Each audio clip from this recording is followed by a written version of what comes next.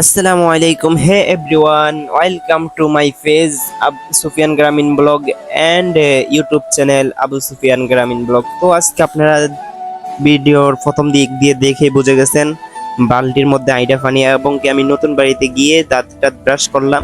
তো আমার পেজ কিংবা ইউটিউব চ্যানেলে কেউ যদি নতুন হয়ে থাকেন চ্যানেলটাকে সাবস্ক্রাইব করে দিবেন অ্যান্ড পেজটাকে ফলো করতে ভুলবেন না, আমাকে একটু উৎসাহ দিবেন। চাঁদপুর জেলার যারা ভাইরা আছেন এন্ড কুমিল্লার যারা কন্টেন্ট ক্রিয়েটার কিংবা কুমিল্লার যে ভাই বোনেরা আছেন, চাঁদপুর জেলার যে ভাই বোনেরা আছেন, আমি চাঁদপুর জেলার ছেলে এবং কি চাঁদপুর জেলার সন্তান।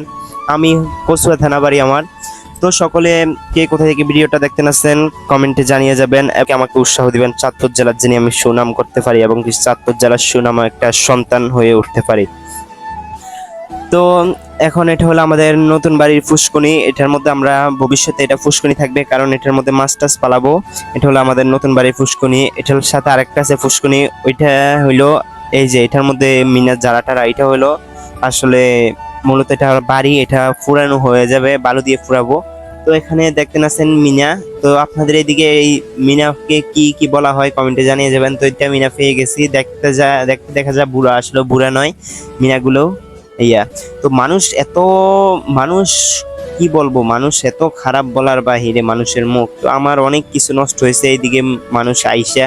তো এখন আমি কালাবে বেগুন গুলা কাইটা নিতে আসছি। আসলে মূলত আসছি অনেক দিন হয়েছে ভালো খাবার, গোস্ত মাছ মাংস খাইতে খাইতে অবস্থা কাল কাইল। তো এই ব্লগটা অনেক আগের, তো আমি এডিটিং করতে সময় পাই না, তার জন্য আজকে এডিটিং করছি।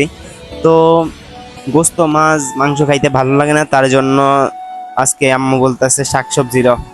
তো শাকসবজি হলো ভিটামিন, তার জন্য শাকসবজি খাওয়ার জন্য আজকে আমাদের নতুন বাড়িতে এসে গেলাম। তো এটা হলো আমার বাতিজা, আমার চাচাতো যারা তো বাইরের ঘরের ছেলে।